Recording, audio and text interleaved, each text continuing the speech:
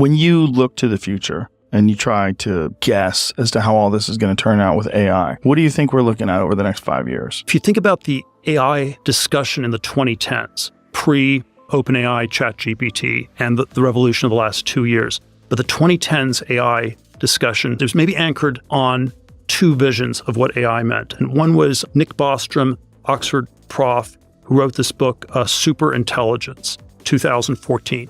And it was basically AI was going to be this super duper intelligent thing, godlike intelligence, way smarter than any human being.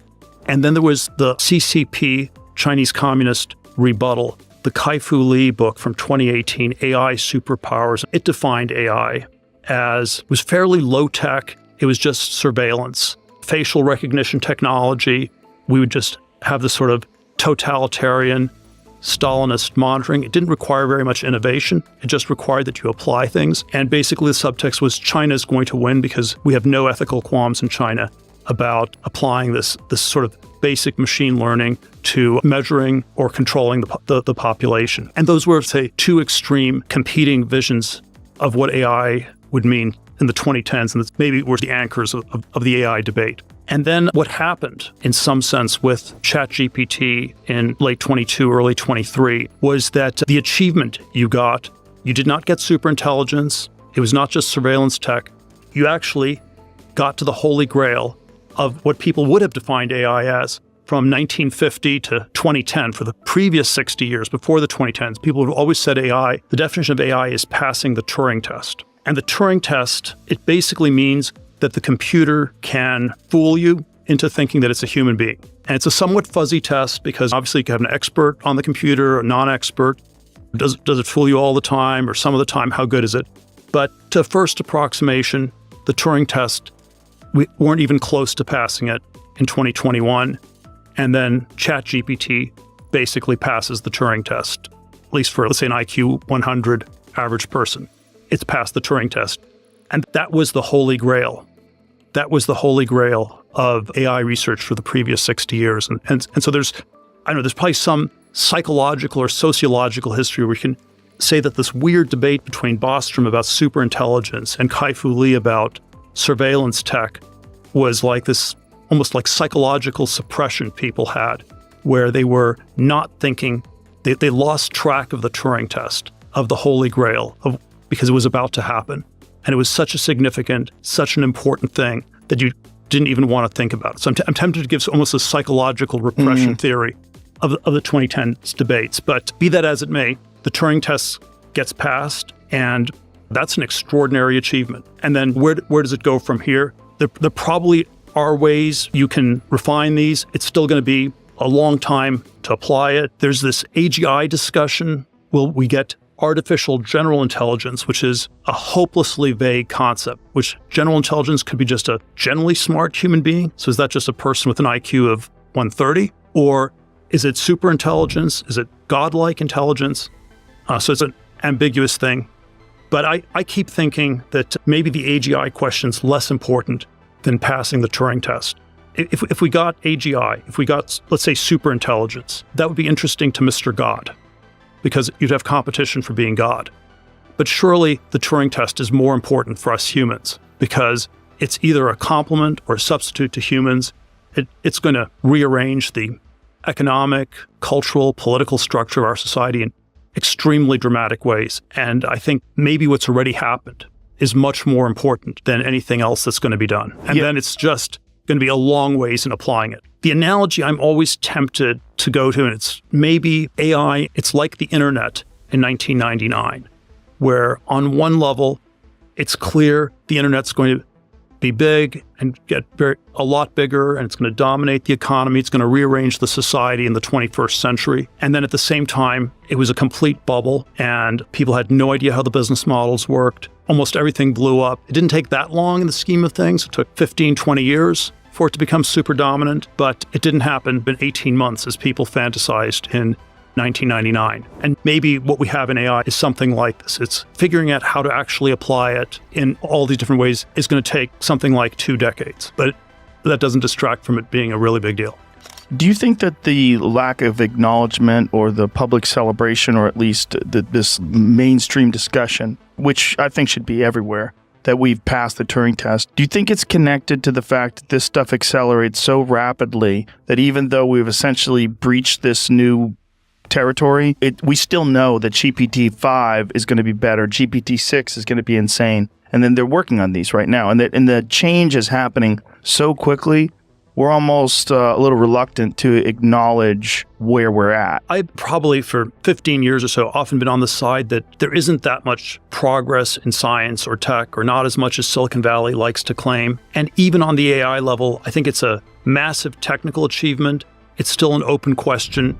Is it actually going to lead to much higher living standards for everybody? The internet was a massive achievement. How much did it raise people's living standards? Much trickier question. But in this world where not much has happened, one of the paradoxes of an era of relative tech stagnation is that when something does happen, we don't even know how to process it. I think Bitcoin was a big invention. We can debate whether it was good or bad, but it was a pretty big deal. And it was systematically underestimated for at least the first 10, 11 years. You could trade it. It went up smoothly for 10, 11 years. It didn't get repriced all at once because we're in a world where nothing big ever happens. And so we have no way of processing it when something pretty big happens. The internet was pretty big in 99. Bitcoin was moderately big. And I'd say passing the Turing test is really big. It's on the same scale as the internet. And because our lived experience is that so little has felt like it's been changing for the last few decades, we're probably underestimating it. It's interesting that you say that so little, we feel like so little has changed. In our age, we've seen all the change. Right? We saw the end of the Cold War, we saw answering machines, we saw VHS tapes, then we saw the internet, and then where we're at right now, which is like this bizarre moment in time where people carry the internet around with them in their pocket every day. And these super sophisticated computers that are ubiquitous. Everybody has one. There's incredible technology that's being ramped up every year. They're getting better all the time. And now there's AI. There's AI on your phone. You could access ChatGPT and a bunch of different programs on your phone. And I think that's an insane change. I think that's one of the most, especially with the use of social media, it's one of the most bizarre changes I think our culture's ever, most bizarre. It can be a big change culturally or politically, but the kinds of questions I'd ask is, how do you measure it economically? How much does it change GDP? How much does it change productivity? The story I would generally tell for the last 50 years, since the 1970s, early 70s, is that we've been not absolute stagnation, we've been in an era of relative stagnation where there has been very limited progress in the world of atoms, the world of physical things. And there has been a lot of progress in the world of bits, information, computers, internet, mobile internet, now AI. What are you referring to when you're saying the world of physical things? If we had defined technology, if we were sitting here in 1967, the year we were born, and we had a discussion about technology, what technology would have meant? It would have meant computers. It would have also meant rockets. It would have meant supersonic airplanes. It would have meant new medicines. It would have meant the green revolution in agriculture, maybe underwater cities, because technology simply gets defined as that which is changing, that which is progressing. And so there was progress on all these fronts. Today, last 20 years, when you talk about technology has been reduced to meaning computers. And that tells you that the structure of progress has been weird. There's been this narrow cone of very intense progress around the world of bits, around the world of computers, and then all the other areas have been relatively stagnant. We're not moving any faster. The Concorde got decommissioned in 2003 or whenever. And then with all the low-tech airport security measures, it takes even longer to fly, to get through all of them from one city to the next. The highways have gone backwards because there are more traffic jams. We haven't figured out ways around those. We're literally moving slower than we were 40 or 50 years ago. And then, of course, there's also a sense in which the screens and the devices have this effect of distracting us. When you're riding a 100-year-old subway in New York City and you're looking at your iPhone, you can look at, wow, this is this cool new gadget.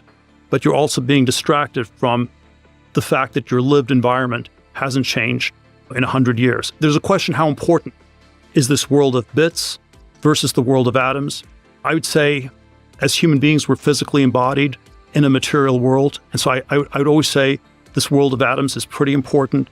And when that's pretty stagnant, there's a lot of stuff that doesn't make sense. I was an undergraduate at Stanford, late 80s. And at the time, in retrospect, every engineering area would have been a bad thing to go into. Mechanical engineering, chemical engineering, all these engineering fields where we were tinkering and trying to do new things because these things turned out to be stuck. They were regulated. You couldn't come up with new things to do. Nuclear engineering, aeroastro engineering, people already knew those were really bad ones to go into. They were outlawed. You weren't going to make any progress in new nuclear reactor designs or stuff like that. Electrical engineering, which was the one that's adjacent to making semiconductors, that one was still okay. And then the only field that was actually going to progress a lot was computer science.